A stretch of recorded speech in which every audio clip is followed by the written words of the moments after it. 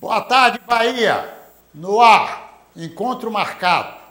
Hoje nós temos a grata satisfação de receber a nutricionista Tamara Souza Rodrigues, e que vai nos aconselhar muito. Eu creio que todos os telespectadores têm a sua curiosidade. Dentro de instantes.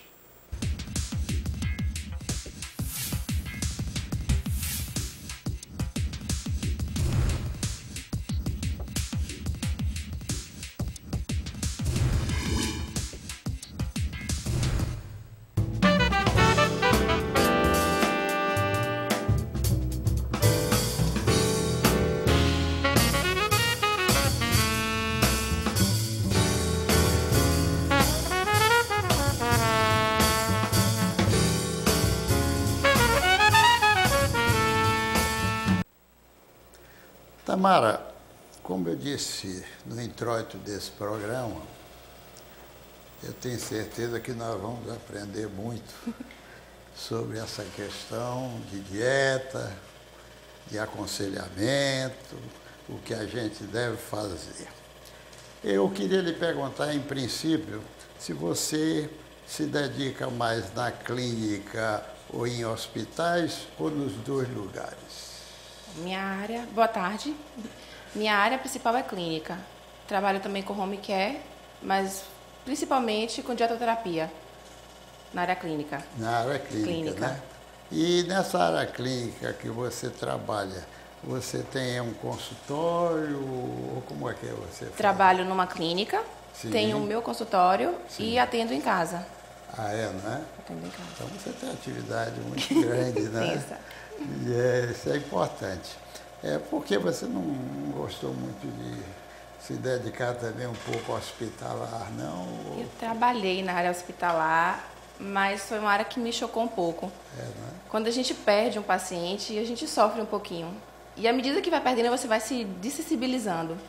Então é uma área que não me cativou. Já na clínica você consegue ver a evolução do paciente, você consegue acompanhar o paciente e ver essa melhora. São raros os casos que a gente pega dentro da clínica que, ao invés de melhorar, pioram. No hospital é ruim porque a diversidade é grande. De clientes, né? De pacientes, às vezes até pacientes já em estados bem adiantados, né? Com patologias complicadas. Alguns graves. E você, então, pode, digamos assim, na sua clínica, você prestar um trabalho melhor nesse contexto. E você tem algum cardápio especial para que você recomenda a seus pacientes? Como é que você faz isso? O cardápio, de maneira geral, ele é variado. Se fosse para definir algumas palavras, eu diria que geralmente é variação dentro da alimentação, é fracionamento, equilíbrio e boa hidratação. Então ele vai variar muito a depender da pessoa, a depender da patologia que esteja associada ou não, a depender do objetivo. Sim, e me diga uma coisa, e quando você estabelece, eu falei em cardápio que era uma alimentação já que você certamente institui para que essa cliente deva fazer regularmente, né? E como é esse controle que você faz? Semanal, mensal, como é isso? Na verdade, assim, os cardápios eles variam muito. A estruturação do cardápio, eu geralmente não faço o cardápio fechado. Eu dou ao paciente a chance de aprender a se alimentar. Então, geralmente, tem o cardápio padrão, que é estruturado de acordo com o hábito alimentar do paciente, e a partir desse é que a gente vai gerando as mudanças necessárias a curto, médio e longo prazo. Geralmente, associado com esse cardápio padrão, vem uma lista de substitutos. Então, por grupo alimentar, o paciente ele tem a chance de saber pelo que ele pode substituir. Então, por exemplo, é comum o café com leite pela manhã, mas tem pessoas que já não gostam tanto. A gente pode manter o café com leite, e o leite, por ser um produto lácteo, ele pode ser substituído por iogurte, bebida láctea, leite fermentado ou até mesmo queijo. Então, assim, dá a chance ao paciente de aprender os grupos alimentares e como é que ele pode escolher para que o cardápio dele se mantenha adequado. E o leite que vocês usam pode ser o integral ou tem que ser aquele tipo Desnatado, desnatado. É mesmo. O leite, na verdade, ele varia. Vai depender muito do paciente. Tem pessoas que precisam realmente da indicação do leite desnatado, geralmente associado a diabetes, a hipertensão, que a gente precisa suprimir um pouco da gordura saturada da dieta. Pacientes que estão no consultório para acompanhamento mesmo nutricional, para manter um bom estado nutricional, já podem estar consumindo o integral. Criança, por exemplo, a gente já não coloca o desnatado, porque a gente sabe que a gordura é importante para o desenvolvimento da criança. Então vai variar muito essa escolha do leite desnatado ou do leite integral. Agora, me diga uma coisa, nesse leite desnatado, eu, por exemplo, tinha o costume de usar um desnatado que eu imaginava que realmente era o melhor, é o zero azul, porque tem um zero verde que não é boa coisa. Mas o outro dia eu achei, quando demorou um pouco, passou, acho que a meia validade, aquilo virou água só, decantou. Teve um negócio desse tipo que eu digo, isso aqui não tá bom não. Na verdade, acontece, realmente. O leite desnatado, por não ter aquela porção de gordura, ele é um pouco mais aguado do que o leite integral. Ele é mais denso, o leite integral. Então, assim, passando o tempo, ou a depender mesmo de marca, a gente tem um leite que pode ser mais líquido ou mais resistente, na verdade, né? Tem uma boa consistência. Mas ficou diferente, porque ficou assim como se fosse uma água suja e o outro como se fosse o decantado mesmo. Não é? Aí depende muito também da validade, não só da validade, mas também da qualidade do leite, da produção. Eu até desisti porque achei que aquele negócio não estava muito bom. Na verdade, a gente já sabe que tem alguns leites que são realmente adulterados para manter aquela consistência. Eles colocam algumas coisas, o que pode gerar também mudanças posteriores. Permanecer, não é? É. Aí, digamos assim, nas caixas e por tempo e tal. Isso, aí para manter, na verdade, a validade, às vezes, do produto, ou manter aquela consistência, se adiciona produtos que são legais e outros que não são. Entendi. E, às vezes, isso pode afetar a qualidade geral do leite, afinal, né? A qualidade final. Agora, quando você falou aí, e para você, no seu consultório, na clínica que você dá assistência, aparecem crianças também para que você faça acompanhamento? Aparece, infelizmente aparece. Hoje o número de crianças com doenças crônicas, desenvolvendo-se na primeira infância mesmo, tem crescido assim absurdamente. A gente já acompanha crianças com hipotireoidismo, que até alguns anos atrás não era tão comum, a gente via mais na fase adulta, diabetes, até mesmo diabetes tipo 2, não necessariamente o tipo 1, que é mais comum, né, na primeira infância. Tem crianças já pré-hipertensas que apresentam picos hipertensivos com uma grande frequência. Né? Infelizmente. Realmente já é um cuidado que já vem de, digamos assim, de praticamente de nascença, né? É verdade. Como se diz. Agora me diga uma coisa, essas dietas que rodam por aí, por exemplo, vigilante do peso, mediterrânea, retirada de glúten, o que você tem assim de ideia para poder sugerir dar uma orientação aos nossos telespectadores? Se isso são perfeitos, se elas são boas, se não são, o que é que você diz? De maneira geral, eu tenho algumas restrições com essas dietas fabricadas. Eu realmente acho que para a dieta ser adequada para a pessoa, ela tem que ser específica. Então, assim, a gente tem que pensar no cotidiano da pessoa, no hábito alimentar dela, na cultura que ela está inserida. Tem algumas dietas, por exemplo, como a mediterrânea, que tem sim pontos positivos, mas que às vezes fogem da realidade do brasileiro. Então, não são bem aplicáveis. Eu acho que já não funcionaria tanto. De maneira geral, se fosse para definir como é a dieta que eu proponho aos pacientes, eu chamo de regrinha dos 5, que é bem fácil de lembrar. A primeira coisa são as 5 refeições por dia. A segunda coisa são as 5 cores por refeição. E a terceira coisa são as 5 porções dia de fruta ou verdura. E aí não tem como esquecer. E aí eu vou sempre explicando ao paciente, em relação, por exemplo, às 5 refeições. Por que é que tem que ser 5 vezes? Para a gente acelerar o metabolismo, para fazer com que o corpo funcione direito. Em relação às cores, cada cor está associada a um nutriente diferente, cada nutriente tem uma função diferente no organismo. Então, se a gente mantém um mínimo de 5 cores nas refeições, a gente consegue variar e adequar o que a gente precisa. E em relação às 5 porções, eu sempre faço essa analogia com o carro.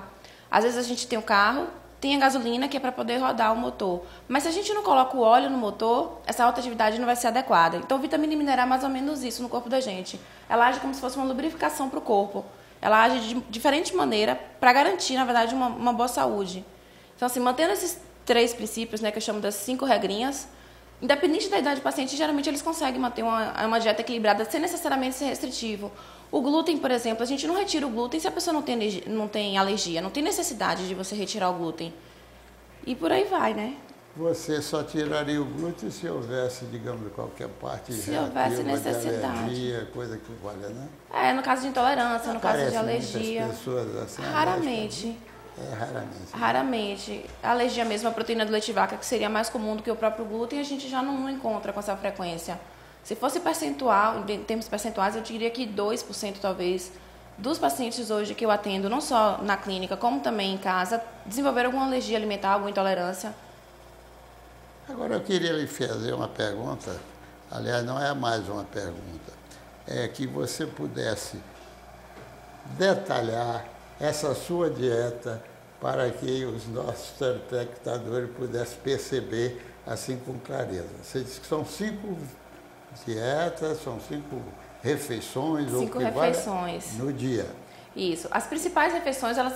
Sim, a primeira, como seria o de jejum, café da manhã. Certo. Então, assim, ela pode ter todos os grupos alimentares. Para quem gosta, por exemplo, do café com leite, a gente pode manter o café com leite, a gente pode manter o pão. E aí, associado ao café com leite e pão, que já é tradição do baiano, adicionar uma fruta. Certo. O pão, aí tem a variedade. A gente pode manter o pão integral, pode manter o pão branco. Ou se a pessoa quiser, na verdade, mudar, ela pode escolher outros alimentos do grupo do pão. Então, biscoitos, bolos, cuscuz, banana da terra, batata doce. Então, existe essa possibilidade de variação. Certo. A colação, que seria o lanche da manhã, eu geralmente oriento ou uma fruta, ou barra de cereal, ou iogurte, ou suco e biscoito, que são coisas fáceis da gente conseguir manter. Para almoço, o que é a tradição, a gente pode manter sim o feijão com arroz, a gente não precisa tirar um grupo, a gente pode manter a carne. Agora, em relação à carne vermelha que a gente pede para diminuir a frequência, porque a gente sabe que gordura saturada está associada à incidência, né, de diabetes, hipertensão, problemas cardíacos.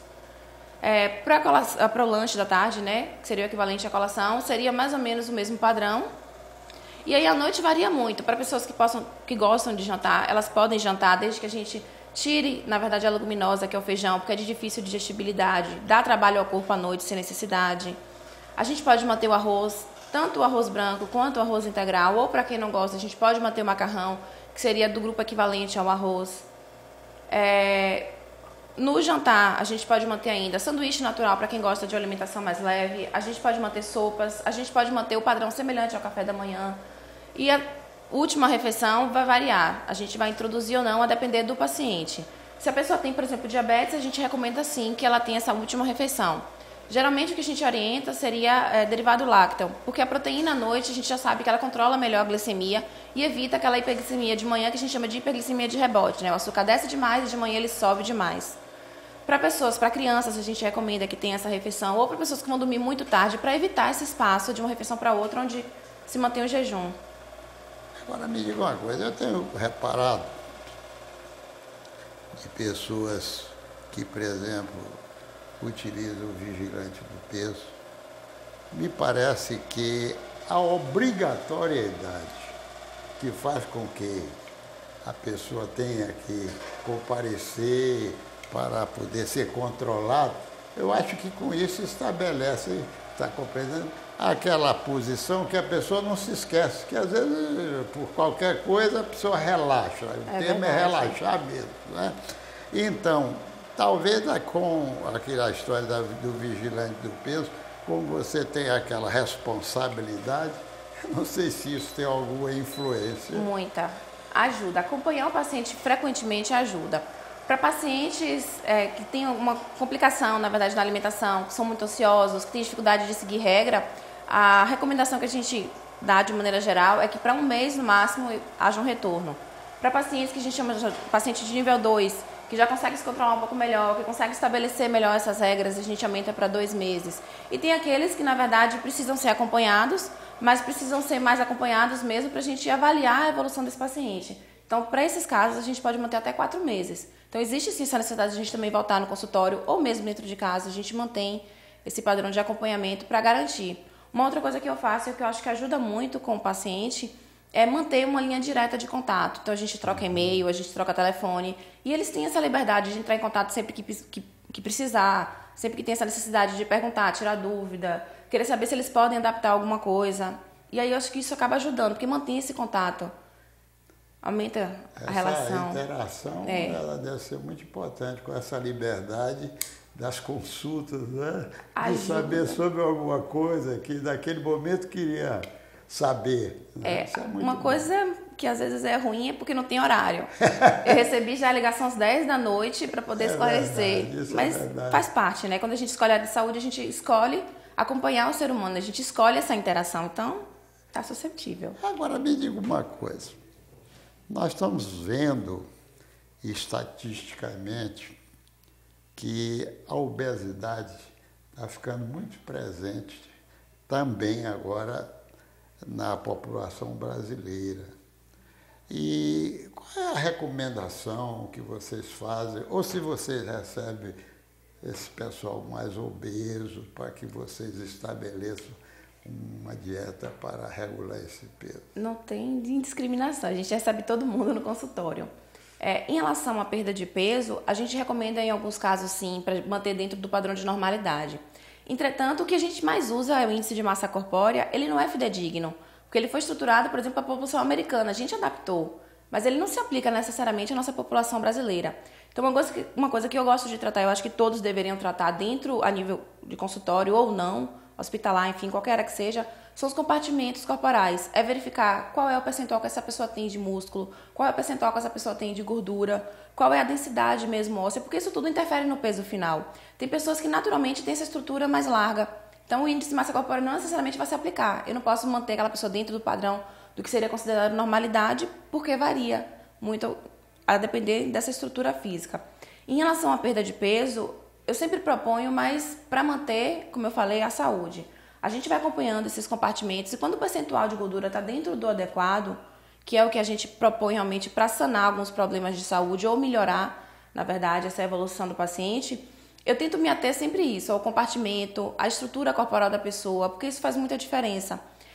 São raros os casos que a gente vai para a parte estética. Eu trabalho realmente com saúde. Se o paciente tem essa vontade de, por estética, se manter dentro de um peso, enfim, ideal para ele, a gente mantém. Mas, de maneira geral, o objetivo no consultório seria realmente a parte de saúde, é equilibrar esses compartimentos corporais, levar em consideração essa estrutura física, que a grande maioria não considera. Agora, me diga uma coisa, pela sua observação, realmente essas estatísticas que estão aparecendo, que a nossa população realmente está ultrapassando o peso, isso é verdade?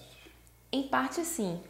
A gente tem vários estudos que já mostram que houve, sim, esse aumento, não só da obesidade, mas das doenças crônicas relacionadas à obesidade, dentro do nosso país, inclusive na população infantil.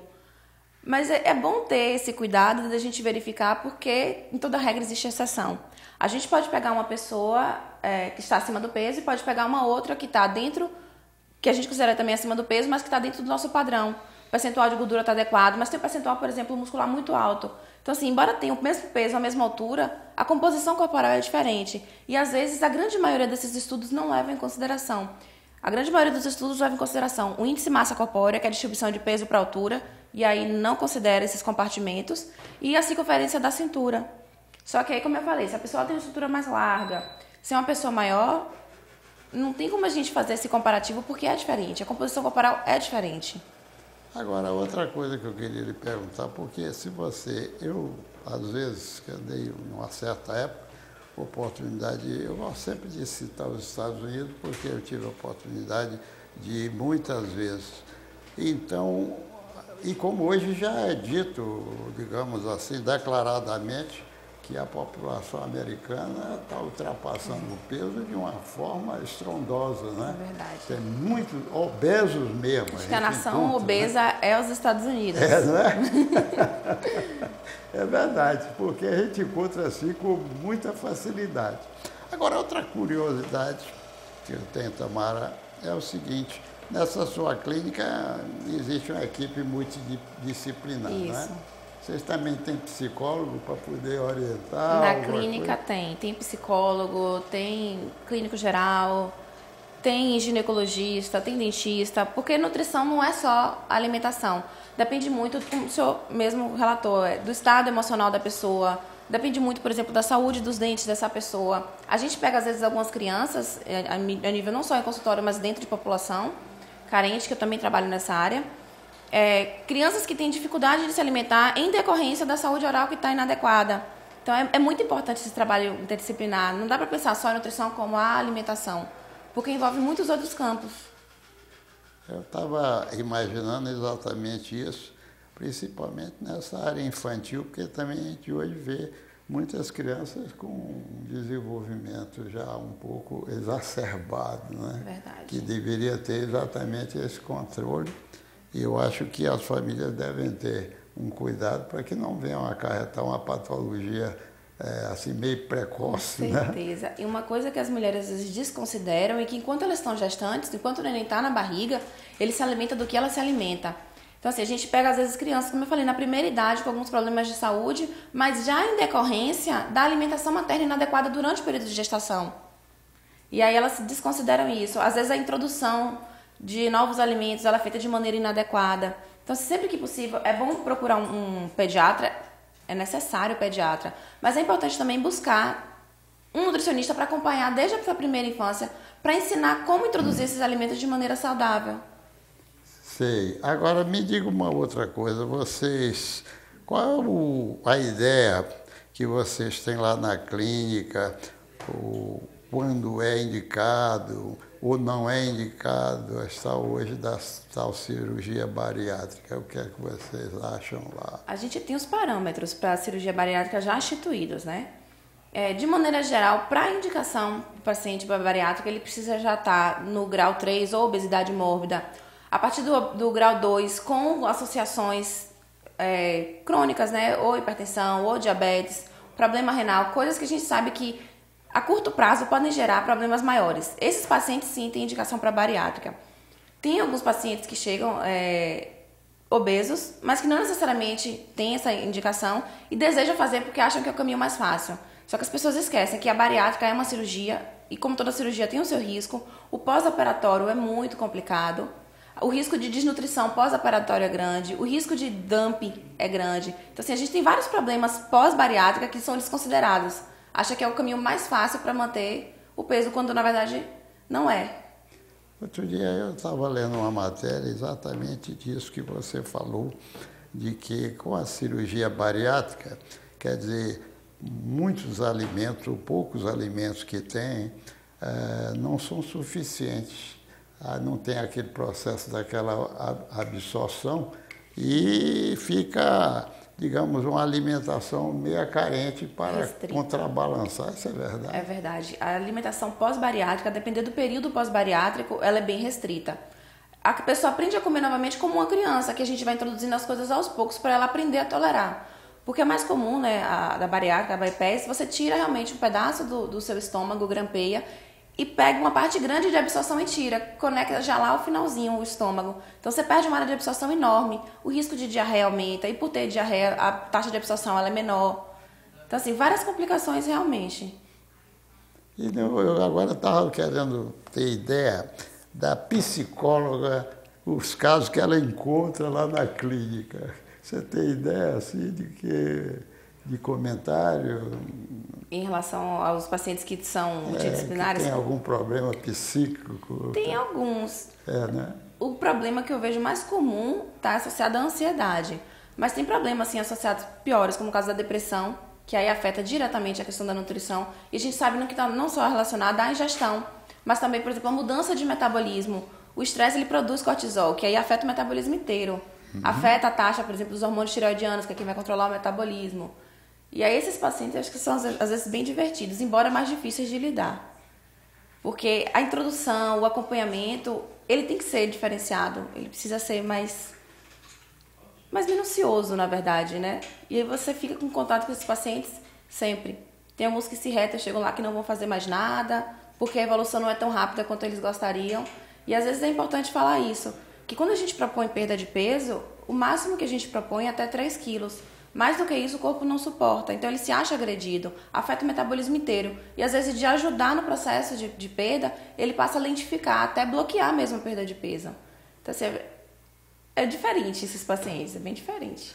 Agora, eu agora estava me lembrando que esses modelos e essas que desfilam, que são, digamos assim, restritas nessa questão de alimentação, levando até casos, né, extremos dessa pessoa. Qual é o comportamento que vocês têm de ideia como eles fazem aquilo? Não é exagerado, Ditadura não? da beleza, né? Eu sou totalmente contra essa ditadura, vale ressaltar. É totalmente exagerado e hoje, para sanar esse problema, tem algumas redes mesmo que já falam que a modelo ela não pode estar abaixo de tal peso para poder manter. O índice de massa corporal dela tem que estar até tão... Para evitar, incentivar, na verdade, essa parte das anoréxicas, que é muito comum nesse ramo. Porque depois tem algumas que entram num processo muito grave, né? Em nível consultório, são poucas as que chegam a se tratar. A grande maioria, quando vai para tratamento, já é mesmo a nível hospitalar, com alguns problemas associados. Porque a gente sabe que a anorexia está associada não só à desnutrição, mas também a problemas cardíacos, o coração falha. Né? Isso é interessante e tem acontecido, né? Casos desses que às vezes levam quase que ao falecimento, né? A pessoa muda completamente o comportamento. É verdade. Agora, foi muito bom, me parece, estabelecer esse padrão para que também elas não abusem para chegar a esses estados assim, quase de caquexia. Né? Pena que não é obrigação, né? Isso é verdade, né?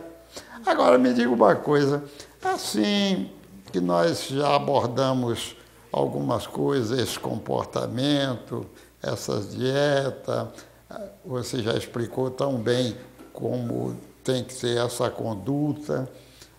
Você acha que ficou alguma coisa que você gostaria de passar uma mensagem para os nossos telespectadores, de aconselhamento, de conduta? Acho que a principal mensagem é equilíbrio. Nada na vida, nem de mais nem de menos, faz bem. Então, equilíbrio. Dieta saudável, uma vida saudável faz parte de equilíbrio. Então, assim, quer fazer um acompanhamento, procura um profissional adequado, procura fazer uma atividade física, porque isso faz toda a diferença no geral do tratamento, não só para quem quer emagrecer, mas para tratar doenças como diabetes, hipertensão, ou até mesmo hipotireoidismo, que a gente sabe que melhora. Então, assim, acho que equilíbrio é a chave. Agora, me diga uma coisa, você falando em diabetes, tem muitos diabetes lá descompensados. A taxa é bem alta. Não deveria ser, porque a gente tem um bom padrão, dentro até da parte mesmo de saúde pública, que acompanha esses pacientes, mas a taxa é bem alta. Eles se recusam, na verdade, a aderir ao plano, porque a grande maioria julga que o plano para quem tem diabetes é um plano restritivo, quando na verdade não é. Ele pode ser, sim, variado como para uma pessoa normal, como um plano dietético para uma pessoa saudável que quer só manter a saúde. E aí eu acho que eles perdem um pouco nisso. Tem essa resistência de procurar ajuda, por achar que eles vão ficar restritos a uma dieta, eles proíbem tudo. Já chega no consultório falando, não, eu sei que eu não posso isso, eu não posso aquilo. E aí só desmistificando, pode comer tudo sim, desde que a gente mantenha as porções e faça um acompanhamento adequado. Com o que é que a gente vai combinar? Todas as frutas são liberadas. E aí a gente pode associar cereais integrais, a gente pode manter sim o pão branco de vez em quando. Agora me diga uma coisa, então vocês também têm o profissional médico nessa parte de endocrinologia para fazer controle também desse... É necessário. O trabalho multidisciplinar é a chave para qualquer tratamento médico. No caso, para o diabetes, é preciso sim o acompanhamento também com o endocrinologista. A gente faz parceria. O trabalho tem que ser em forma de parceria. O relatório é enviado. Todo paciente que vem para mim, ele recebe um relatório no ato da consulta, justamente para manter essa conduta de se relacionar com outras áreas, para que o paciente ele seja cuidado de maneira geral. É importante uma área saber o que um está fazendo, o que o outro está fazendo. No caso do endocrinologista, ele vai normalizar a quantidade lá do remédio, digitar a quantidade, mas é importante a gente saber qual é essa dosagem que está sendo usada para a gente ajustar, porque tem alguns medicamentos que são hipoglicemiantes, mas também pode afetar a desnutrição em alguns sentidos, pode aumentar a taxa de enzimas hepáticas, por exemplo. Então a gente precisa saber realmente como é essa dosagem para a gente ir ajustando, tanto de lá quanto dessa parte daqui da nutrição para lá. Isso é muito importante, muito. Né? E esse acompanhamento, que às vezes me parece que muitos diabéticos, eles não se disciplinam e às vezes não têm o cuidado de fazer esse acompanhamento correto nessa parte não só de alimentação, como também na medicação, para poder ficar em dia, né? A grande maioria, quando chega, já está descompensado ou com problemas de saúde associados. Seja um problema renal, seja a pressão que já descompensou, o coração que já está com arritmia. Eles geralmente, quando chegam no consultório, são raros os que vêm em primeira vez porque descobriu há pouco tempo. A grande maioria já tem um tempo a doença e aí não se trata. E aí quando vêm as complicações associadas ao diabetes, aí eles querem tratar. E aí tem alguns que já não tem mais como a gente reverter. Dano renal não tem como reverter. Às vezes, a retinopatia, né, que é a cegueira associada ao diabetes, alguns casos não tem como reverter, então a pessoa vai ficar com aquela deficiência realmente. É complicado. Não é nada demais repetir. Quando se fala de diabetes aqui no programa, eu digo sempre que diabetes é como um animal de estimação. Você tem um cão, um gato, um cavalo, ou o que for, que você gosta de cuidar dele com carinho. O diabetes é a mesma coisa. Você tem que fazer o controle, né? Fazer se está tudo correndo bem, os exames regulares. Então, cuidando dela, eu acho que é uma convivência saudável. Ela fica domesticada. Não é verdade? Fica domesticada. Você consegue, mas se porventura, eu ainda uso outra figura. Se a pessoa não se der conta dessa necessidade, o que é que acontece? Ele pode ter assim, uma aparência, eu gosto sempre de dizer, do queijo suíço, bonito. Quando você corta, ele está todo brocado, né? Porque a diabetes é uma coisa muito séria, né? Broca o indivíduo totalmente. E é silenciosa. Até aparecer os sintomas mesmo, essas coisas, as complicações. Pois é. Ela tá lá e tá quietinha. Só é verdade. E quando a pessoa vai ver, o processo todo já ocorreu, não é? Verdade. Não só dessa parte toda circulatória, como, digamos assim, muscular, neuropata, enfim, essa coisa toda. É uma lista. E aí a coisa fica mais difícil para poder haver uma convivência saudável, né? É verdade. Tá bom. Eu acho que os seus conselhos foram bem recebidos. Essa forma sua de explanar esses seus conhecimentos, eu tenho a impressão que a gente levou uma mensagem que deve ter sido aprendida, viu? Que bom. Eu quero lhe agradecer pela sua oportunidade, lhe desejar felicidade, viu? Obrigada.